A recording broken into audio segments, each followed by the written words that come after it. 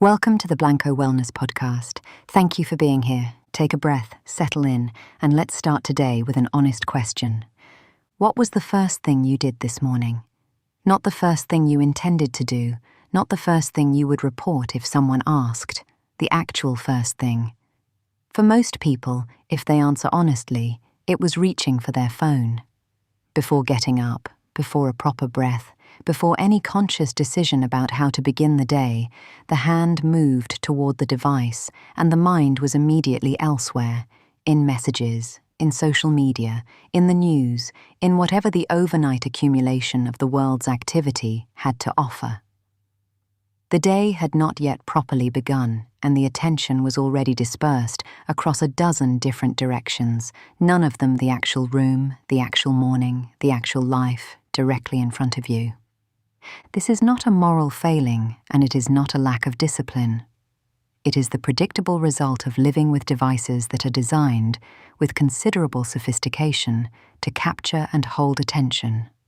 The notification systems, the variable reward loops, the endless scroll. These are not accidental features. They are the product of sustained effort by some of the most talented engineers and behavioral psychologists in the world, applied specifically to the problem of making it difficult to put the phone down. Knowing this does not make it easier to resist, but it does change the frame. The difficulty of disconnecting is not evidence of weakness, it is evidence of how well the system was designed. The concept of a digital detox has become somewhat generic through overuse, but the underlying recognition it points toward is genuine. The human mind, like any other organ, functions better when it is given appropriate periods of rest and recovery. Sleep provides this at the level of the whole system. But during waking hours, the mind also needs intervals of genuine quiet.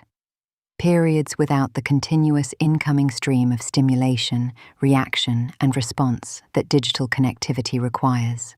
Most people currently have almost none of these intervals. The commute that once provided a degree of mental rest is now filled with podcasts or scrolling. The meal that once offered a natural pause is eaten alongside a screen. The moments of waiting that used to allow the mind to wander productively are immediately filled by the phone that is always within reach. The result is a mind that is perpetually occupied and never fully rested, tired in a specific way that sleep does not entirely address, because the tiredness comes not from physical exertion, but from the sustained cost of continuous partial attention. What happens when you actually step away? Most people who have tried a genuine period of digital disconnection, a full day, a weekend, even a committed evening, describe a recognizable sequence. The first hour or two is uncomfortable. The hand reaches automatically for a device that is not there. There is a low-grade restlessness, a sense of having possibly missed something important, an urge to check that is difficult to distinguish from actual need. Then, gradually, something shifts. The noise inside the head begins to quiet. The attention, no longer pulled outward by the continuous stream of incoming information, begins to settle back into the actual environment. The room becomes more visible. The quality of light in it, the sounds outside, the specific texture of the present moment. All of it becomes more present, because the attention is finally actually there. The Taoists described clarity as a quality that emerges when disturbance ceases, the still water that reveals what turbulence conceals. This is not achieved through effort, but through the removal of what was preventing it. A digital detox is, in this sense, exactly that removal. The temporary clearing of the continuous disturbance that constant connectivity introduces, creating the conditions in which the mind can return to something more like its natural state. Ideas that could not form through the noise begin to form. Feelings that were being outrun by stimulation become noticeable. The sense of what actually matters, as distinct from what is currently demanding attention, becomes clearer. There is also a relational dimension worth naming.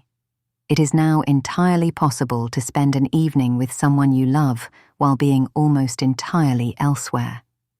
Physically present, mentally absent, attention divided between the person and the device in a way that produces the form of company without its substance. Most people have been on both sides of this, and most people know the specific quality of loneliness it produces, even in the presence of someone who ostensibly cares. A digital detox, even a partial and temporary one, restores the possibility of genuine presence in the relationships that deserve it. The scale of the detox matters less than the sincerity of it. A full week of disconnection is not required to experience its benefits. An hour each morning before picking up the phone. A meal eaten without any screens. A walk taken without earphones, available to whatever is actually around you. A Sunday evening given back to reading or conversation, or simply being somewhere without anything incoming. These are not dramatic gestures. They are small recoveries of something that is genuinely worth recovering.